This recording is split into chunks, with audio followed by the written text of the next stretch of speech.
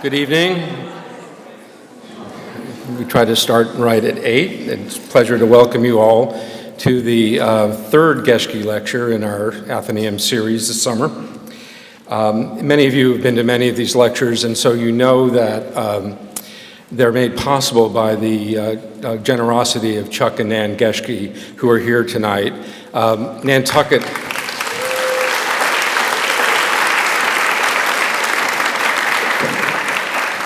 Nantucket is better in many, many ways as a result of the generosity of the Geschkes, and so we thank you for that very much.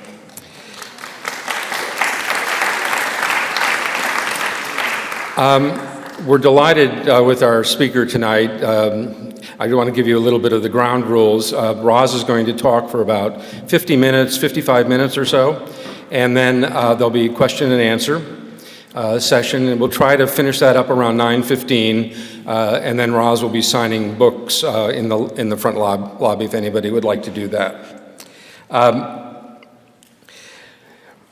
Roz grew up in Brooklyn and started contributing cartoons to the New Yorker in the late 70s.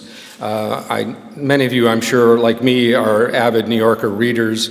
And if you're anything like me, the first thing I do when I get each magazine is look at the cartoons. Roz has been called the most aggressive voice of cartoonists in the New Yorker. When she started with the magazine years and years ago, some of the traditional older cartoonists were kind of put off by her style. And one of the jokes that's gone around is that one of those old kind of curmudgeonly traditional cartoonists went to the editor of the cartoons and said, "You must owe her family some money." Roz is adept at finding those issues that concern us all. She is able to poke fun at things that sometimes aren't so funny. She's been called equal parts Mia Farrow and Woody Allen. And David Remnick, who's the current editor of the magazine, has said that Roz is the magazine's only certifiable genius. Now that's high praise if you're a follower of the New Yorker. Roz's book that has won many, many awards, her last memoir, which is called Can't We Talk About Something More Pleasant, is a subject that she'll be speaking about, among other things, tonight. If you've read that book, you know that it's a very honest and, let's say, authentic view of the relationship between an only child and her aging parents. It covers all aspects of that relationship. I think many of us can relate to that, from the obvious love to fear and anxiety and even anger. Extraordinary book.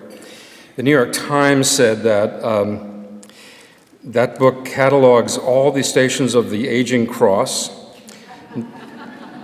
No one has perfect parents, and no one can write a perfect book about their parents, but Roz has come close. This is her first visit to Nantucket, so I'm very delighted to welcome her to speak at the Geschke Lecture Series. Roz?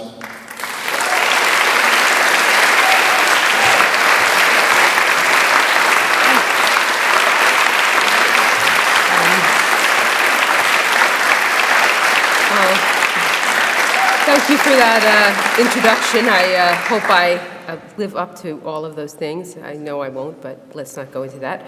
I like to start off with this slide because it tells you a little bit of something where I'm coming from. Some years ago, I was asked by a magazine to submit a photograph of myself as a child. And I said, is it okay if I do a drawing instead? I don't know, I was just in the mood, I guess. And they said, sure, go ahead and knock yourself out. So I have this drawing of me. I'm 9 years old. I'm on the bed. I'm reading the big book of horrible rare diseases. I'm surrounded by other books, A Child's Garden of Maladies, Diseases of the Tropics, everything you always wanted to know about scurvy but were afraid to ask, Lockjaw Monthly. Now, you don't hear a lot about lockjaw these days, but when I was a kid growing up in Brooklyn, lockjaw actually was a kind of thing that we would talk about. And I don't know whether this was just because like there was a lot of rusty playground equipment or what, but like it was like you could get lockjaw. It just seemed very common. But the book that was really, I would say this was a sort of Bible in our family, was the Merck Manual. And by this I mean, my parents, neither one of them were in the medical profession. They were both in the school system. My father was a teacher, my mother was an assistant principal. My mother's sister, however, was a registered nurse, and she would give her sister, my mother, outdated copies of the Merck Manual. So we had many of these around the house, and my mother was a sort of Dr. Manquet. She was really up on, she'd read every medical article in the newspaper. She would clip them, she'd put them inside of the book, she would make notes, she knew more about like whatever drugs were on the market than a lot of people. And I would periodically pick this book up. It was really like this very potent thing. And most of it was way beyond my comprehension, but I knew what symptoms were. And I knew that leprosy was very rare in Brooklyn, but this did not mean non-existent. So anyway, I'm going to start with a few cartoons. This is Pigeon Little. The sky is falling, the sky is, oh look, part of a bagel. This is the Fountain of Puberty. I don't know if you've ever like sat outside of a middle school and watched kids come out, but it's really funny. Knowing we've all been through this. This is When Moms Dance, and a lot of times, people have asked me, where do you get your ideas for cartoons? And a lot of times I cannot tell them. I really don't know. But this particular cartoon did come from life. When my daughter was around 16 years old, she was in the living room and she was doing her homework and she was listening to some hip-hop music on a boombox. And, there's having, if you know teenagers at all, if you have ever been a teenager, as I assume all of you have, you know that there is nothing more disgusting than the sight of an adult human body. And if you really want to gild that lily, do a little dance, do a little sexy dance. And so I guess I just wanted to see if she was paying attention. So I kind of came in and I was just,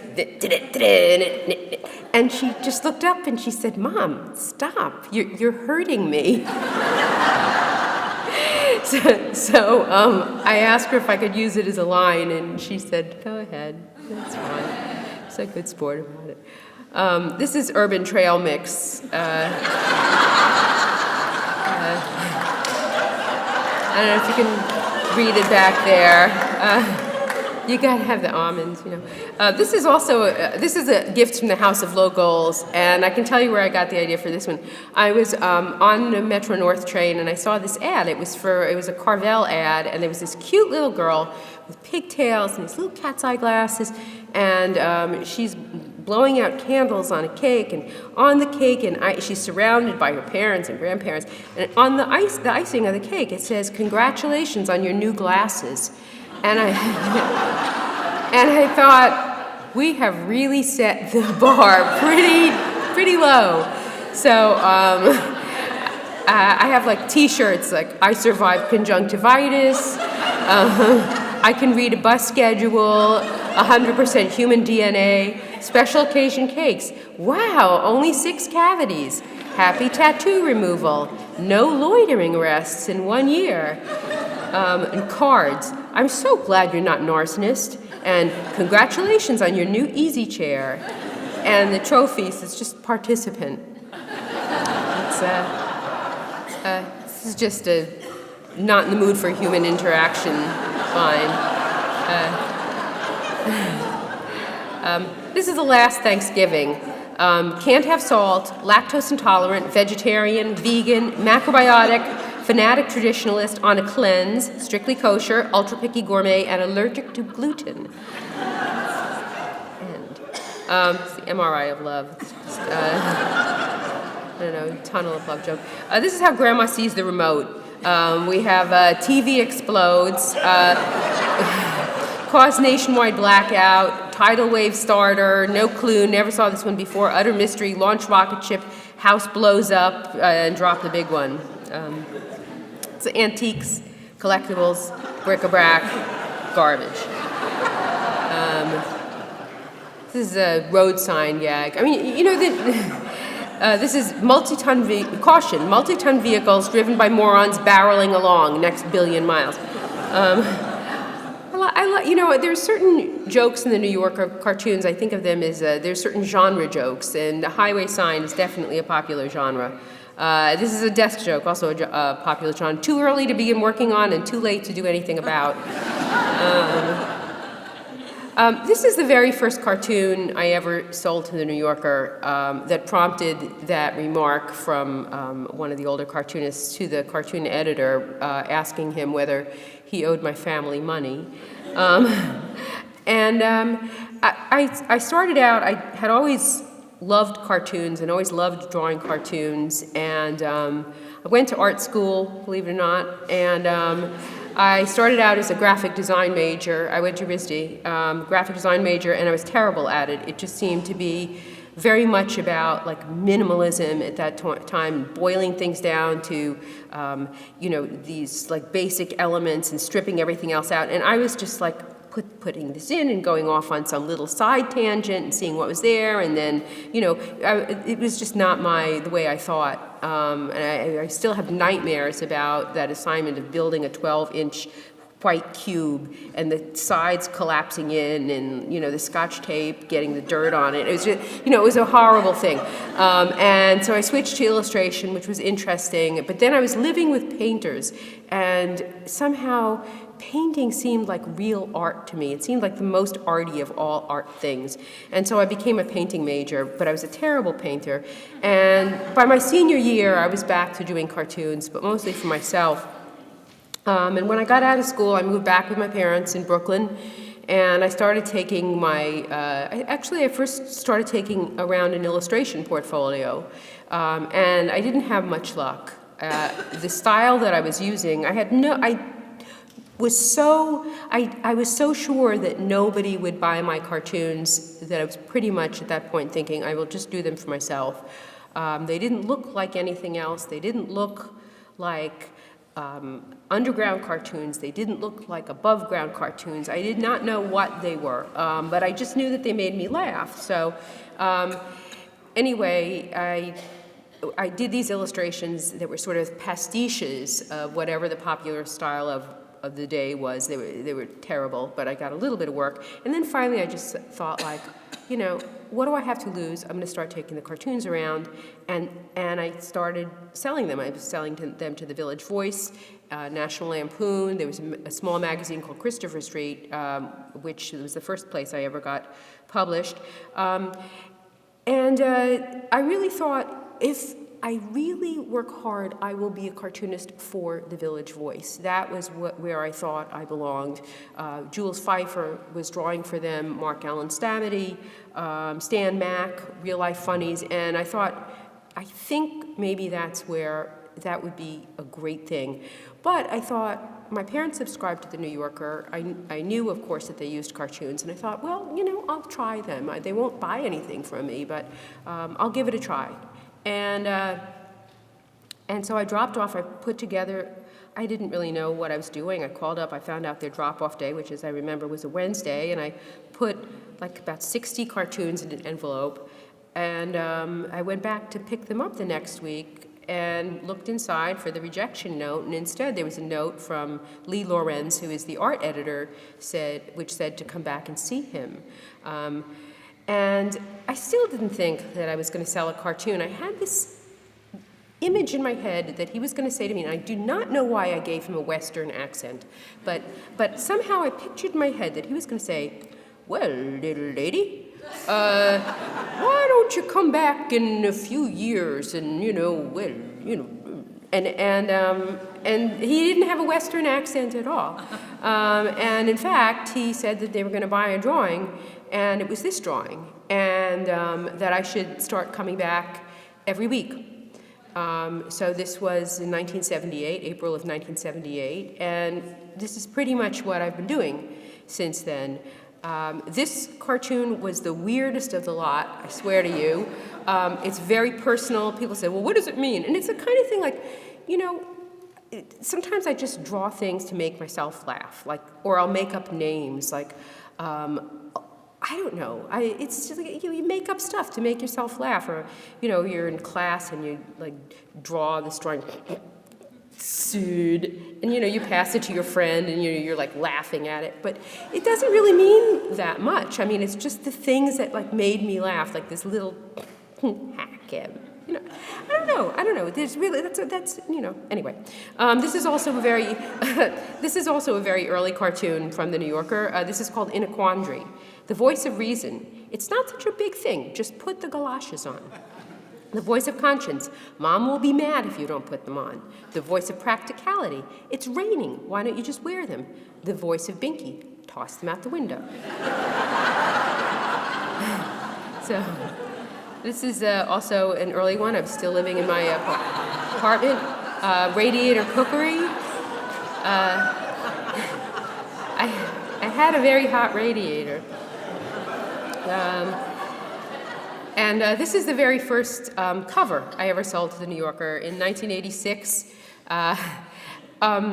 This will give you a little insight into my father, who will come up in this program a little later, a little more. But anyway, this I thought was fairly straightforward. It is an evolutionary chart of ice cream. So you start out with a ball of vanilla, and it evolves into various things. It evolves into a cone. The cone evolves into the soft serve, and then that kind of weird thing in the supermarket where I don't quite understand it, but it's all wrapped up in cardboard, and it's like this flat cylinder. I don't know. So my father looked at this, and his interpretation of it was that it's a doctor telling you foods you shouldn't eat because they're bad for you. Yeah. And this is a recent cartoon. This was from last summer. I love taking motifs from art sometimes. I mean, some of them just seem to completely call out for cartoons, like this Botticelli's Venus, and they're all taking selfies with her. And this was from earlier this year. The New Yorker celebrated its 90th anniversary in print, which is just phenomenal, I think. And they asked 9 artists to, in celebration of 90, to each do a cover. And people got different covers, but this was mine. It was just Eustace Tilley sort of mugging in one of those photo booths. So it had to, the only thing that we had to do was include somehow the image of Eustace Tilley, the New Yorker mascot, in here. I'm going to talk a little bit about process. I'm going to talk about process here. This is the freelance life, which is pretty much, I'm always home. This is where I work. This is my desk. And the New Yorker is on a weekly schedule, pretty much. And there are weekly art meetings. And there's about 40 cartoonists on staff. And we each submit not one cartoon every week, but we each submit a group of cartoons from which they choose. I tend to be on the lower end of the scale, 6 to 8, because sometimes my cartoons are big and they're like multi-panel stories. And some people submit 12, but just for the sake of easiness of math, let's say 10. So there's 40 people, we each submit 10 cartoons. That's 400 cartoons a week. These are like separate ideas. Then there's the cartoons that come in over the transom, at least another 400. These cartoons, this is where the selections, 800 cartoons, they have to winnow that pile down. And, before I get to that, I should say, everybody who's on staff, they submit their cartoons different ways. Some people go in person. Some people, I don't know, maybe they strap them to the back of a pack animal. Some people, maybe they FedEx them, or they maybe even still fax. I send mine through cyberspace. Here's an actual photo of drawings going through cyberspace. And then all of these drawings, these 400 from people on the staff and 400 from who knows what at least, they get winnowed down to about 125. And these 125 drawings go to an art meeting. And I myself have never been to one of these art meetings. I know that they happen, and I've been told bits and pieces about them, but like I wouldn't necessarily want to see them the same way like I know my parents had sex. I wouldn't necessarily want to watch, you know. So they spread them out on a table, I was told, and it's David Remnick, who's the editor, Bob Mankoff, who's the cartoon editor, and then there's various other editors who I think they sort of change a little bit so that it doesn't get too stale, you know, one or two people's taste. And then it's pretty much this. It's, you know, you have 120, this 800, which has gotten winnowed down to 125, and then they buy about 20 to 25 drawings out of that. So 800 down to 20 or 25, it's mostly this. And I won't tell you which one is David and which one is Bob, but it's something that I think if you can do anything else, you should do it. There's just, I occasionally get asked, like, you still get rejected? It's like, yeah, I do. In fact, it's like, do you ever get used to it? No, I don't. It's not great. And the rejects, for me, they go into my filing cabinets, or at this point, they're piled on top of the filing cabinets, and they're kind of a resource. I mean, sometimes I use them in books. A lot of the material in the book that I did about my parents, some of those were rejected cartoons that I had done, never thinking that someday my parents would either A, die, or that I would be doing a book about it. Or sometimes I rework them and resubmit them, and I will resubmit and resubmit and resubmit until I think that they're going to kill me or something, if I really like an idea. Or I can sell them to other magazines, because the New Yorker gets first refusals. I'm going to show a few more cartoons now. This is a Venn diagram. I love diagrams. Fun, Bob Boring. This is the Berlitz Guide to Parent-Teacher Conferences. Teacherese, marches to a different drummer. English, nuts. Teacherese, needs to brush up on his people skills. Homicidal. Creative, none too bright. Very creative, a moron, actually. She's a riot. I can't stand her. And he's doing just fine. What's your kid's name again? I showed them. All right. This is the Velcros at home. It's just silly. And this is Mom's mortuary. I love a good gravestone joke. He never should have divorced his first wife. She was a floozy, and this is what happens to floozies.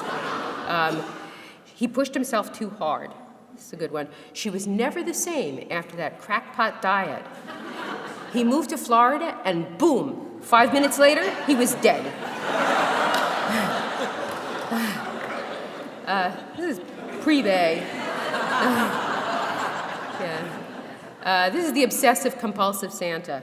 He's making a list, he's checking it twice, but the margins are crooked, so he's writing it again. He's checking it again, and he's checking it once more, but somehow he misspelled Laura, so he's crossing it out. Now he's crumpling it up, he's making another list, and I love greeting cards. This is, I have to tell you this funny thing happened once. This is a narcissist cards. Wow, your birthday's really close to mine. Isn't that amazing? I once had a sad thing happen to me, too. I can hardly speak about it without crying. And speaking of bon voyage, guess where I'm going? France. This is Mother's Day cards. Bitter, pitying, ironic, guilt-inducing, and pro forma. one time, a few years ago, I got asked to speak to people at Hallmark Cards. And, I was telling them about my favoritist genre of card, where you go to the supermarket and there are those kind of trifold cards with the pastel back, and there's like a sunset or a boat on a lake, and it's some like maudlin poem in like a fake handwriting font, and it's usually like somebody who's like feeling bad about something, and the poem is, water falling over the falls, and the travel's way, and there's and I was laughing and laughing, and nobody else was laughing. It was very embarrassing. Yes, it was. So anyway, this is Obit Man, I think of him as. Yeah.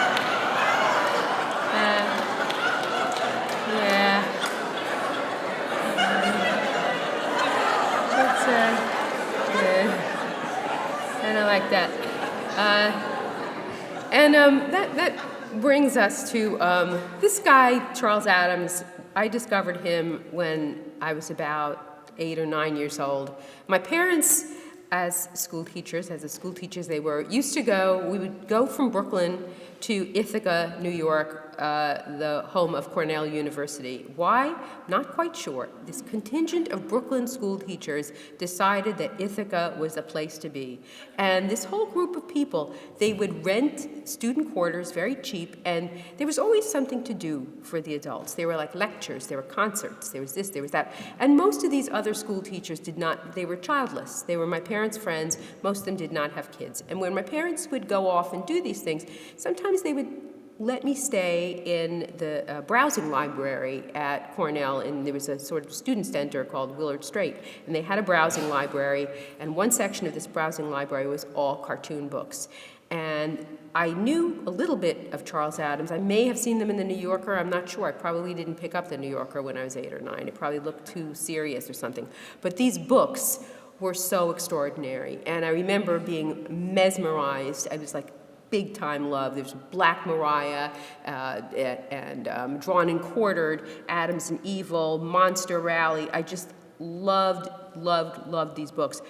This particular book I didn't discover until I was probably around 30, my early 30s. And it's called Dear Dead Days, and it's not a collection of cartoons. It is a compendium of images that he collected that inspired him and that he loved. For instance, something like this: 2 baby chairs so complicated that patent office officials have never been able to understand their workings. This is great, and this book is filled with these kind of images like this. He was a very strange guy. He collected armor. Anyway, the interesting thing partly was that I had my own strange image bank, and there were many areas in which we overlapped. Like this was from his collection, which I love this, Dr. Zimmerman's house, the Johnstown flood. It's like this jaunty kind of like, hey, it's kind of fun. And this was from my collection. This is a demolished chair factory, Johnstown flood. It's like, yeah, wish you were here. It's great. There's like exploded chairs everywhere. This is from his collection. This is where I'm staying tonight, actually. No, the thing about this room that is so great is they are so thoughtful. They have provided everything but the rope. You got the chair, you got the pipe. I bet there's stationery in one of the drawers, should you want to leave a note. It's just great. And if you didn't want to kill yourself before you went into this room, surely after, you were in here for a while, you'd think it was not a bad idea. This is from my collection. It's not as grim as that I think it's pretty good. Block Motel. It's like, let's not get fancy here. This is from his collection. Instruments for Resection. I just love these things. They're so pretty. You just see a surgeon coming towards you with this tool. And this is from my collection. This is trepanning instruments.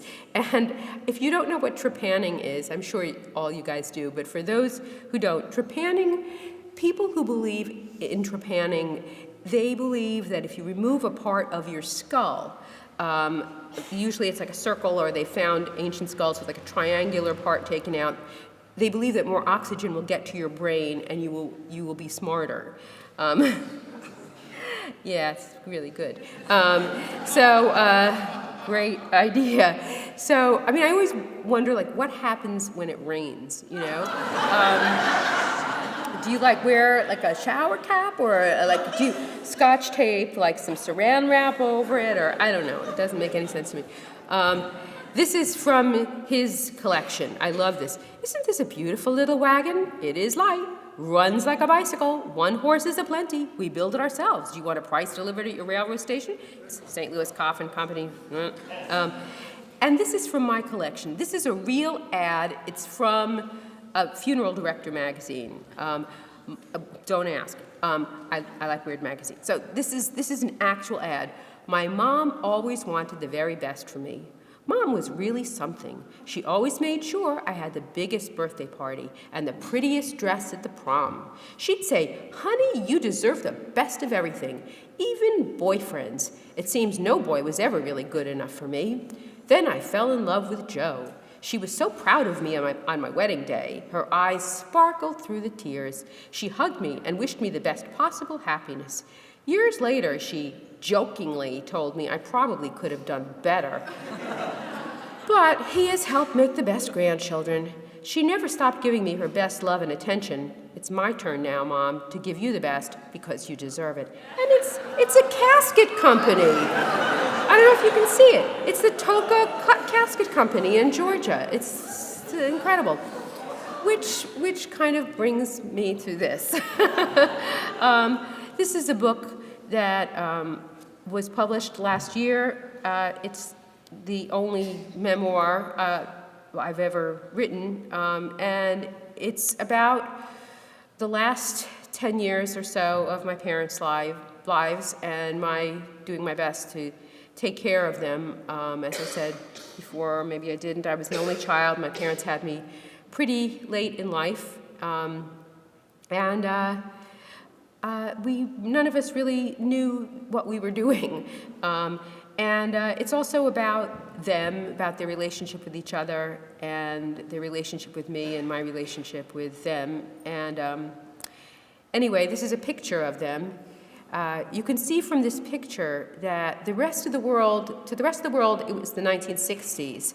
To my parents, it was about 1938. You know, my mother wore these blouses that buttoned up the back. I have no idea where she bought them. It's like this is how they dressed when they went to the beach, you know? It's a very strange thing. So, yeah, they were very serious people. They were first-generation Americans, and, you know, having fun was a sort of foreign concept. This is the Wheel of Doom. And these were all stories I heard growing up. Friend's husband killed by falling flower pot. Friend nearly blinded by mascara causing infection. Friend who traveled too much, jaundice. A rash, then dead. A headache, then dead. A lump, then dead. He was too happy. He jumped off a chair and broke his metatarsal. Guy who almost died after playing the oboe. How did this story take place? This was one of my mother's brothers played the trumpet, jazz trumpet player.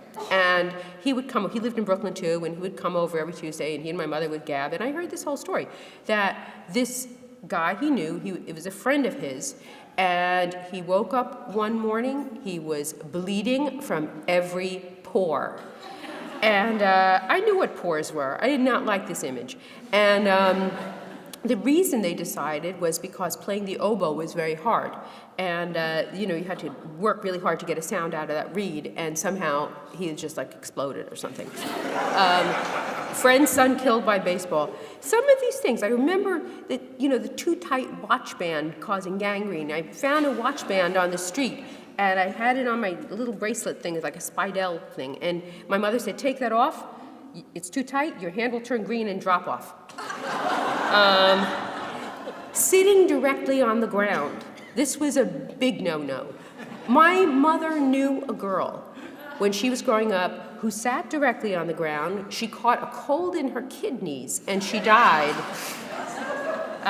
So, these were all hazards that just every day it was like, many, just going to bed was like, thank God nothing horrible happened. My parents and I never discussed death. So, do you guys ever think about things? What kinds of things? Things. Plans. I have no idea what you guys want. Let's say something happened, but then my mother gives the universal sign for person's nuts, Am I the only sane person here? My father's. You know what? Forget it. Never mind. Que sera, sera. Later that same day. Phew, phew, phew. I mean, none of us wanted to talk about this. This is a terrible topic. None of us wanted to deal with it. I was quite aware that my parents had had tough lives, way, way tougher than mine. You don't know what trouble is. I had heard the stories my whole life about how their parents had come over from Russia around the turn of the century with nothing, and about how my maternal grandfather had been an engineer in Russia, but how between his inability to speak English and his being Jewish, he wound up barely being able to support 5 kids and his wife working as a presser in the garment district, and how bitter and angry he was, and how my grandmother washed clothes for other people, and how even sadder my father's family was. His mother was one of 9 children. Not only was she the only girl, but she was also the only one of her siblings to survive the Russian cholera epidemic. Then, in a forest, her father had his throat cut from ear to ear by bandits. I don't know what happened to her mother, but she came to New York, married my paternal grandfather, and had just one child, my father, by cesarean section in 1912. A horrible ordeal that involved, according to my mother, opening her up from her neck to her you-know-what. Between their one bad thing after another lives and the Depression, World War II, and the Holocaust in which they both lost family, it was amazing that they weren't crazier than they were. Who could blame them for not wanting to talk about death? My parents referred to each other without any irony as soulmates. They were born 11 days apart, and they grew up 2 blocks apart in East Harlem, New York City. They were in the same 5th grade class. My mother says, he was the fat boy in the back of the room. My father says, yep. They never dated, much less anything else, anyone besides each other. My father says, we were too poor. I'm like, what? Plus, we lived with our parents until we were married. Aside from World War II, work, illness, and going to the bathroom, they did everything together. I'm going to Waldbaum's. Hold on, I'm coming too. My mother even washed my father's hair for him. It's not as if they never fought, because they did. Don't sit sideways, you're twisting your kishkas. That's intestines. But the concept of looking for something better or being happy, that was for modern people, i.e. movie stars or degenerates. They were a tight little unit. Codependent? Of course we're codependent. Thank God. Maybe they believed that they just held on to each other really tightly for eternity, nothing would ever change. I visited them for the first time in years at their apartment in Brooklyn where I grew up. What I noticed first was the level of grime. What is grime? It's not ordinary dust or a greasy stovetop that hasn't been cleaned in a week or two. It's more of a coating, something that happens when people haven't cleaned in a really long time. One thing my mother always told me when I was growing up was, you have to dust. If you don't, the dust gets into all the interstices of the furniture and it breaks it all apart. It was clear she had stopped worrying about that. But what do? If you pick up a sponge and start cleaning, look at me, it's perfect, daughter. It will not necessarily be perceived as helpful. The person you're trying to help might even feel insulted or embarrassed. Put that down, leave that alone, don't touch that. Daddy and I are fine. Don't upset your mother. I wasn't great as a caretaker, and they weren't great at being taken care of. This is a sort of typical phone conversation I would have with my mother around this time. This is when things were sort of starting that slow slide into who knows what. So I lived in Connecticut. My parents lived in the deep Brooklyn, not easy to get to. So we talked on the phone a lot. How's your cataract removal operation recovery coming along? Great. It's like there was a little yellow scrim over everything, and now it's gone. I still have the patch over the eye, though. But not to worry. There's plenty of food in the house. Daddy and I just got back from Waldbaum's. And I should tell you here, my father never learned how to drive. He was too anxious, so my mother did all the driving.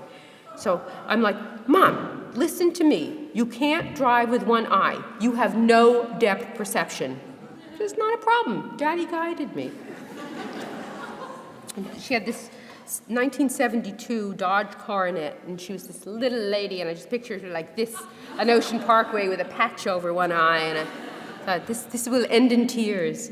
My parents weren't hoarders quite. Nevertheless, no one could deny that the Depression had had an effect on their shopping habits. I have to move this. This is annoying me. I'm sorry. Okay. That's better. Look, these stockings are 80% off. You can afford full-price stockings, Mom. Yes, but they're giving these away. That's because the only sizes left are extra, extra, extra petite and quintuple queen. And who wears avocado or lobster bisque stockings? Let's see. I could open up 4 pairs of extra, extra, extra, extra petite and sew them all together. And doesn't that defeat the purpose? Why don't you just buy 1 pair of what you need at full price? Maybe I'll get pair of quintuple queen and make 3 pairs out of it. Yes! What about the color? Dye them with Rit. And if worst comes to worst, I'll make Daddy a vest out of them. And there's this little image of my father. Elizabeth, this is the most beautiful vest in the entire universe. This is all wrong, Mom. Waste not, want not. This is another typical conversation. Mom, what is with this oven mitt? It's from the year 1. It's disgusting. It's all burnt and cruddy, and it's got patches on it. Oh my God, these patches come from a skirt I made 40 years ago in home ec. Please, I'm thinking like, why does she still have the skirt I made in home ec? I know why, because she never throws anything away. Please let me buy you a new oven mitt. Why waste your money? That one still works. By 2002, they were 90. It was hard not to notice that every time I came to see them, the grime had grown thicker, the piles of newspapers, magazines, and junk mail had grown larger, and they themselves had grown frailer. I could see that they were slowly leaving the sphere of TV commercial old age, spry, totally independent, just like a normal adult, but with silver hair. This is like the Centrum Silver ads, the people are like 55. I'm like, give me a break. And moving into that part of old age that was scarier, harder to talk about, and not a part of this culture. And here's this scientist guy saying so brilliantly, extend human lifespan till 140. Something was coming down the pike. It's no accident that most consumer ads are pitched to people in their 20s and 30s. For one thing, they are less likely to have gone through the transformative process of cleaning out their deceased parents' stuff. Once you go through that, you can never look at your stuff in the same way. You start to look at it a little post-mortemistically. If you've lived more than 2 decades as a consumer, you probably have quite the accumulation, even if you're not a hoarder. An ergonomic garlic press, and throw pillows, and those stupid sunflower dessert plates, 7 travel alarm clocks, and 8 nail clippers, and a colander, and a flat iron, and 3 old laptops, and barbells, and a set of fucking bocce balls, and patio furniture, and an auto harp, for God's sake, and your old flute from high school, and a zillion books, and towels, and sheets, and a wok you never used. And this is my mother. Doctors.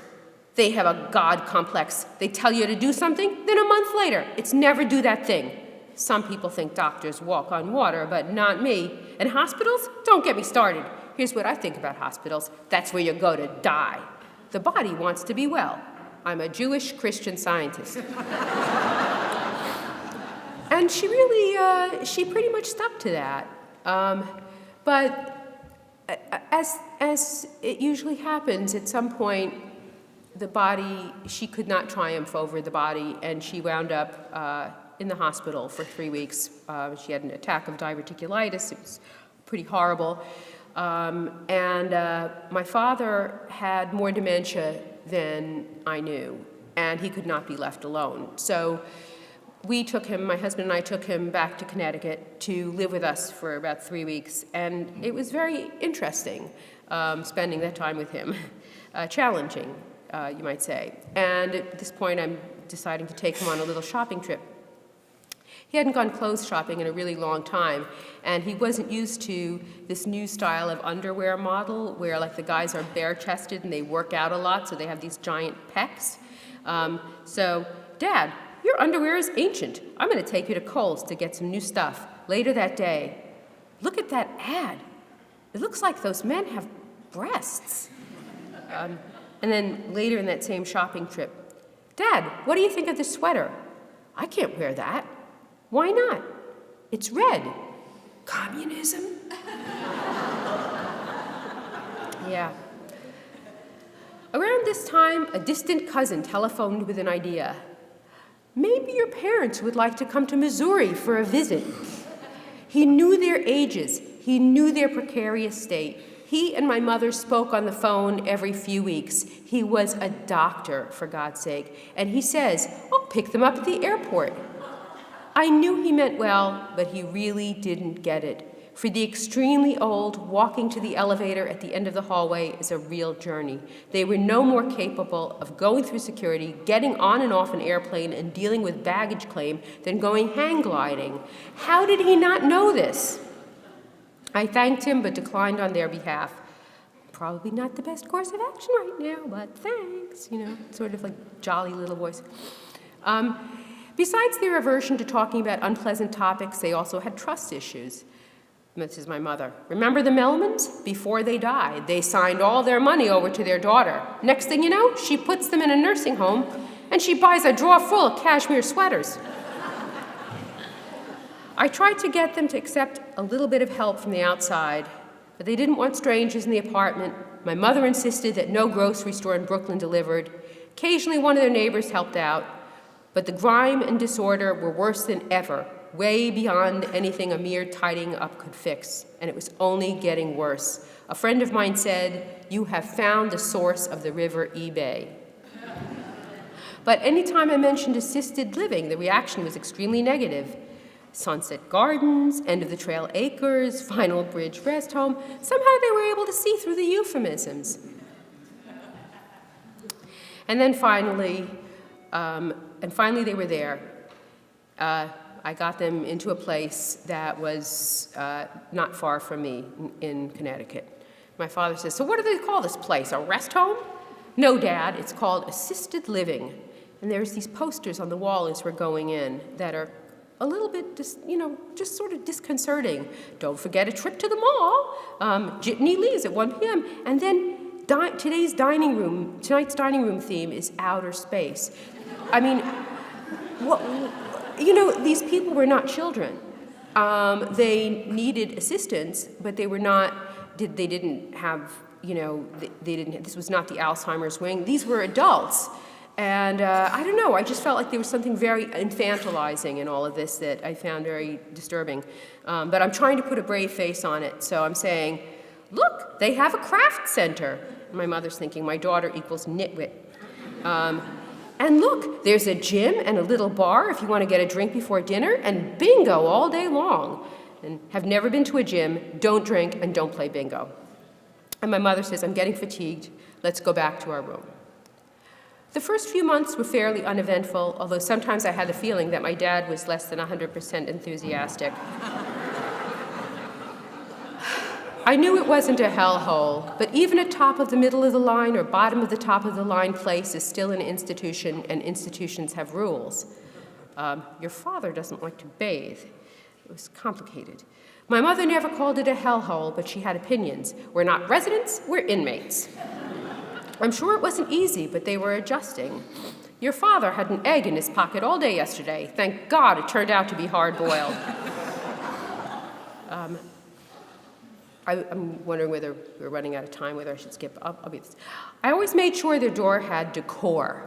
There's a little hook on the back, see? Indian corn, flowers, things like that. No wreaths, one has limits.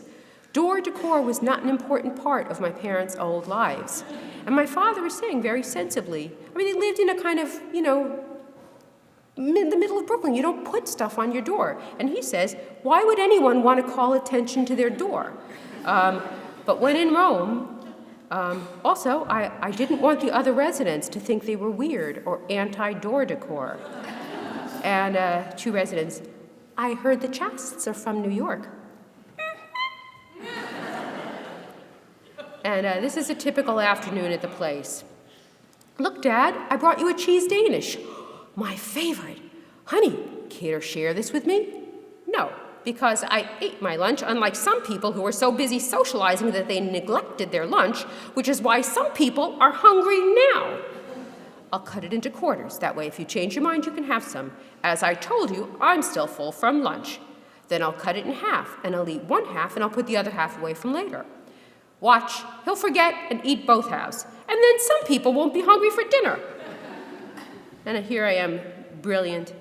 I don't get why you're the boss of Dad's Danish ingestion. Actually, your mother's right. She's a brilliant woman. Thank you, Elizabeth. At the end of July, my father told my mother that he wanted to pack it in.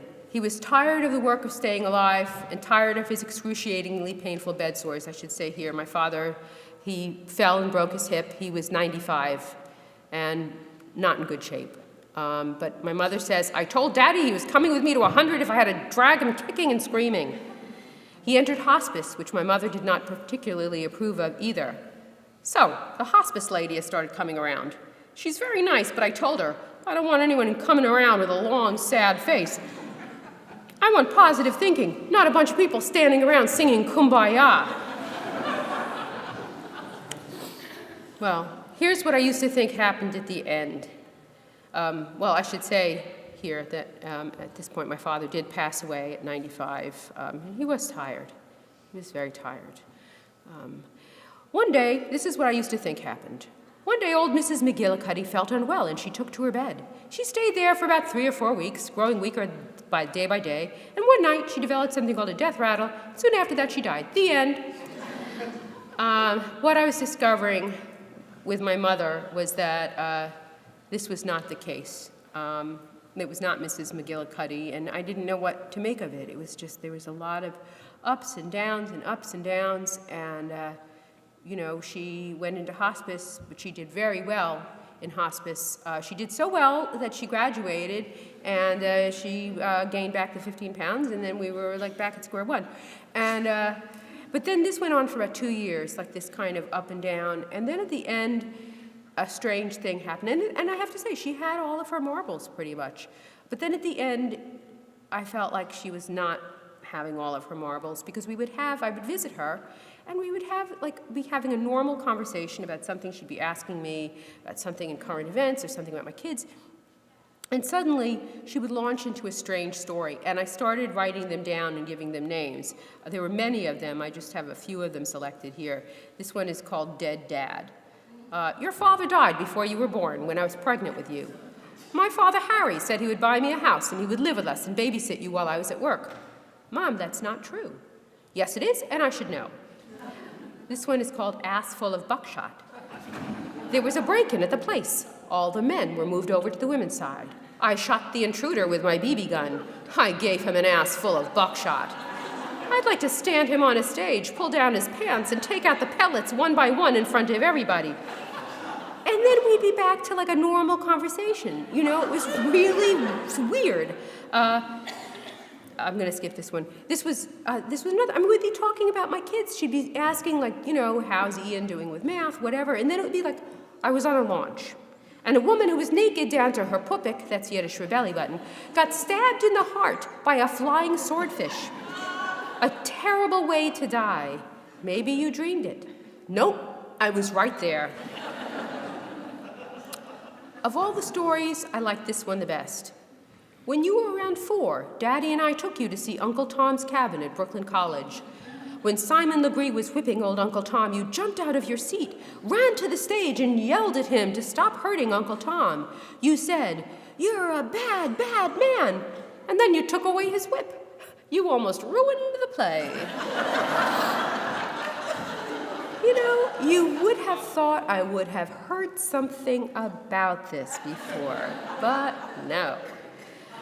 And then, after a few months of this, we entered a different part of the journey, and things got much quieter. And a friend of mine at this point sent me this quote from Marcel Proust, which was so apt I included it. The process which had begun in her was the great and general renunciation which old age makes in preparation for death, the chrysalis stage of life, which may be observed whenever life has been unduly prolonged, even in old lovers who have lived for one another with the utmost intensity of passion, and in old friends bound by the closest ties of mental sympathy, who after a certain year cease to make the necessary journey, or even cross the street to see one another, cease to correspond, and know well they will communicate no more in this world. And we entered the next stage, where she was really not talking very much. Occasionally, I think she talked to her aide. She was at this place, and then I had a live-in aide with her also, because I didn't like the idea that she was alone. It was very quiet, and I would come, and at first I didn't know what I was supposed to do. And eventually, after a little while, I realized I want to draw her. And it was also a way for me to keep a connection with her, I think. And I did a lot of drawings at that time. She really slept. She slept most of the time. She was subsisting on inshore. This went on for several months.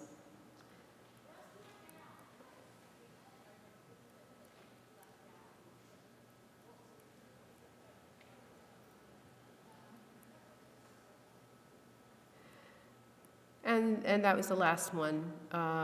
At the end of September, she started this particular part in June. By the end of September, she was gone. She was 97.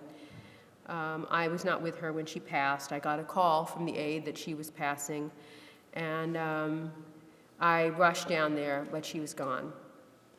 And I don't know, I wish that at the end of life, when things were truly done, there was something to look forward to, something more pleasure-oriented, perhaps opium or heroin. So you became addicted. So what? All-you-can-eat ice cream parlors for the extremely aged, big art picture books and music, extreme palliative care for when you've had it with everything else, the x-rays, the MRIs, the boring food, and the pills that don't do anything at all. Would that be so bad? I'm not being completely facetious, really. I wonder about it. I can't say I have any, definite answer or plan, but I do wonder about it. Anyway, back to cartoons. We'll end with a few of these. It's Nancy Drew Mysteries, the later years. Nancy Drew and the Missing House Keys. I know I left them right there. Nancy Drew and the Mystery of the 8 Pounds. How did I gain 8 pounds? I eat nothing. Nancy Drew and the Secret of the Computer. You and I are going to be great friends. This is Dousing for Coffee. The great-great-grandson of Godzilla. It's like, I'm so sorry, I'm such a klutz. This is Creation, the true story. On the first day, God created nothing because there was plenty of time. Second day, same deal. Why rush? On the third day, he created a list. On the fourth day, he was not in the right mood. On the fifth day, all the stuff was going on. You don't want to know. On the sixth day, God created the whole shebang. And on the seventh day, he rested. This is Donna Karen's nightmare.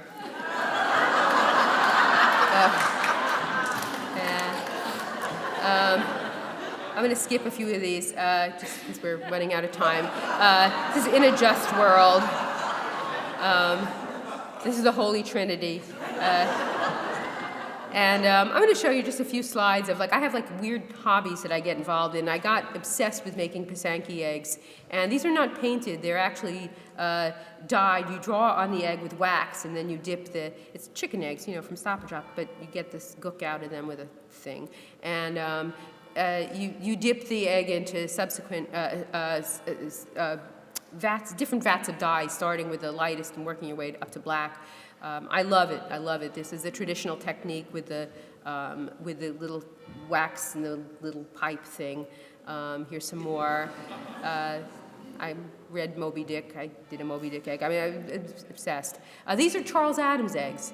They're not Pisanki, but he decorated eggs also, which I found out later, which I loved.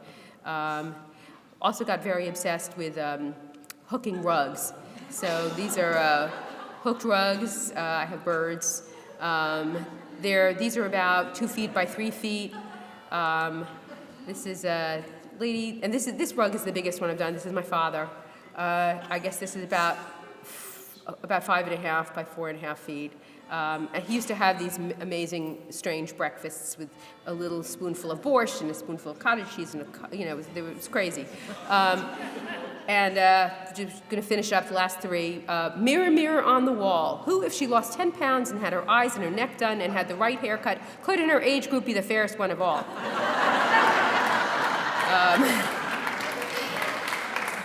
This is, I love the Endesneer guys. I just love to draw them. And one day I drew this guy, and I realized, oh my God, he needs a wife. So there we go. And gravestone joke, told you I love them. Tuned in, turned on, dropped out, dropped in, worked out, saved up, dropped dead.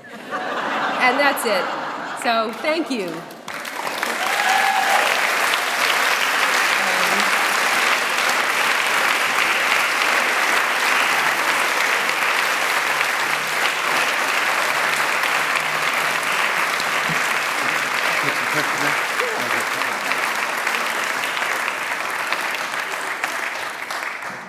Thank you, Roz. That was wonderful. I have to share with you an email exchange that Roz and I had. We were going to have a little dinner, so I asked her if there was anything she didn't like to eat. She said, no, I eat everything except aspic, Jell-O. Gives me the heebie-jeebies. I hate it when my food wobbles. So you have to love this woman. We have time for some questions. Anybody have any questions?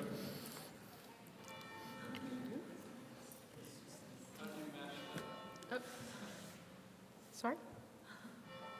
Oh, yeah. Did your children follow in your path, illustration or cartoon? The question was whether my kids followed in my path of illustration or cartoons.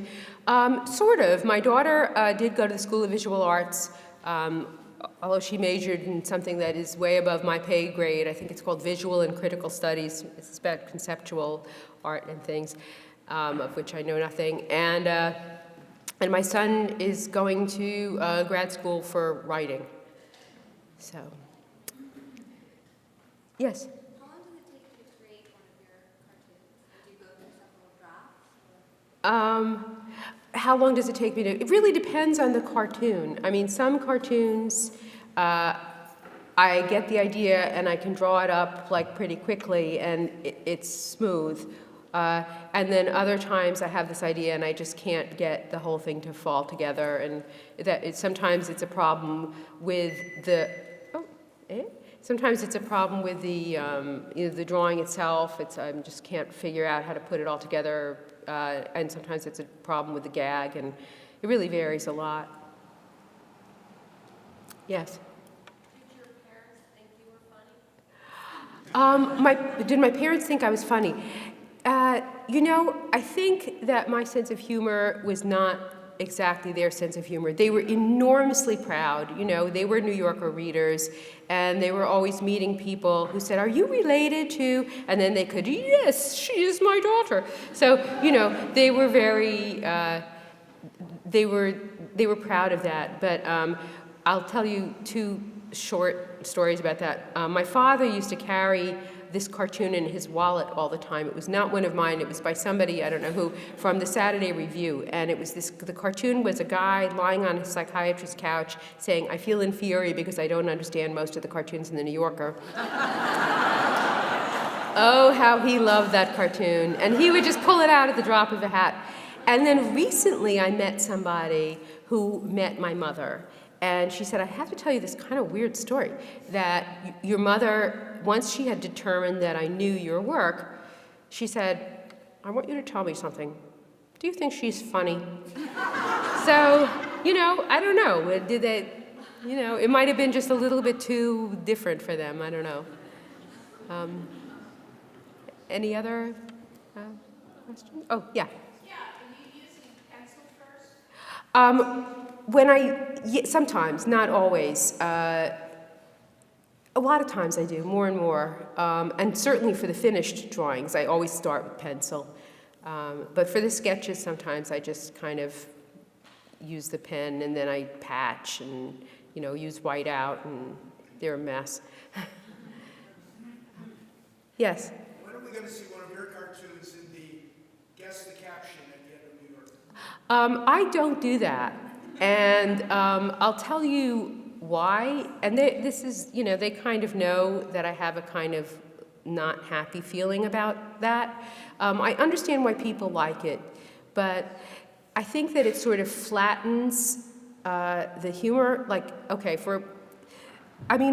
what if they asked Alice Munro to write a story and then leave off the last paragraph? Like, they wouldn't do that and say, like, okay, readers, you come up with, people don't read stories, to find out, you read it for the pleasure of that artist's voice or that writer's voice. And I think one thing that happens with the cartoon caption contest is that they all sound the same to me. And I know when I look at cartoons in the New Yorker, what I love about looking, especially, maybe more in the past, there was the George Booth's world, there was Charles Adams' world, there was Charles Saxon's world, Helen Hokinson's world. These were like individual people's perspective. It wasn't like everything into a blender, And I think that sometimes with a caption contest, even though some of the jokes are funny, it's more like everything is whirled in a blender and there's no individual taste. So, yes?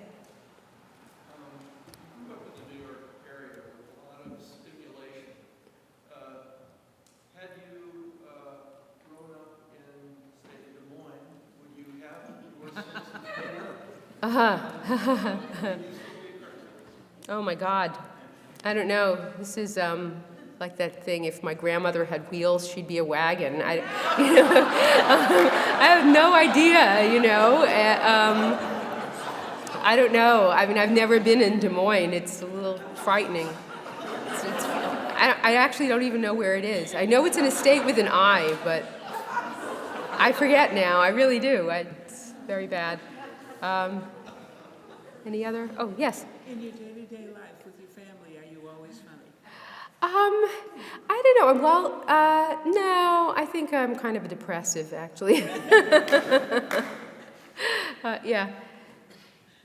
The drawing of your mother, the first one you showed as she was going through the process of dying, that was the only drawing that you showed that wasn't assigned Roz Chast. I wrote Our Crossings. That's what it is. My parents were in a place called Ridgefield Crossings. So it's not a signature, it was just where it was.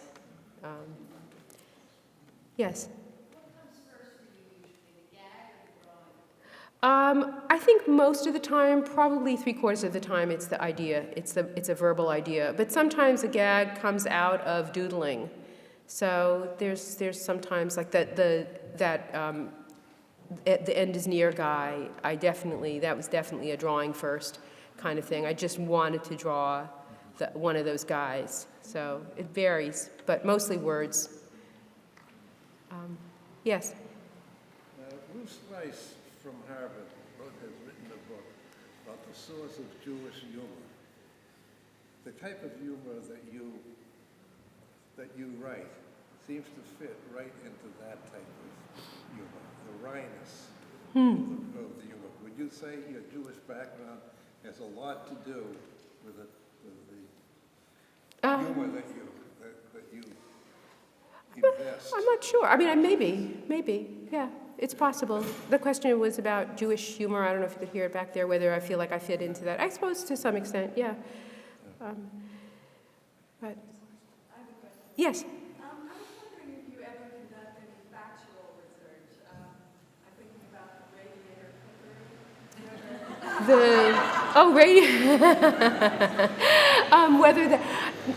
No, but one time I did do a cartoon about about a rocket ship to the moon. That it was an electric rocket and it had like a bajillion extension cords, and I did sort of like figure out like how many miles of extension cord and how many you'd need to. So that was about as hard as as much math as I can do. It's sort of 5th grade division. After that, it's a blur. So the radiator cooker wasn't based on any actual... You could try, you know. Yeah, yeah.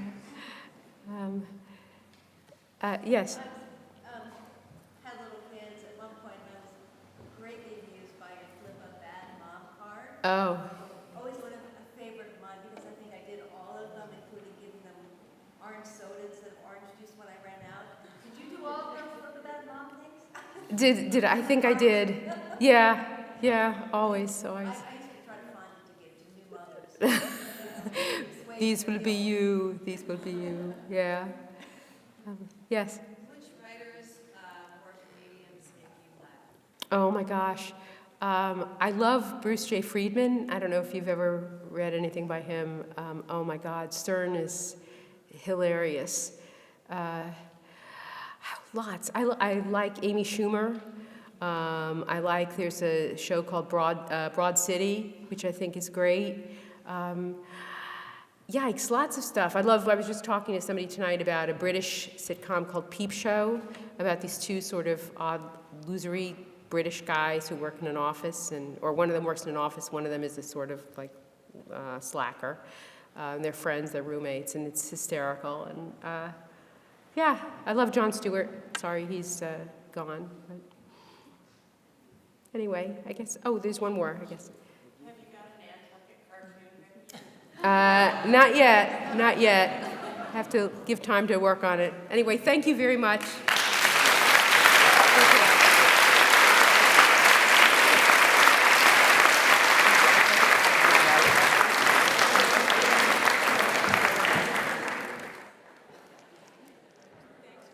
Thank you. Thank you.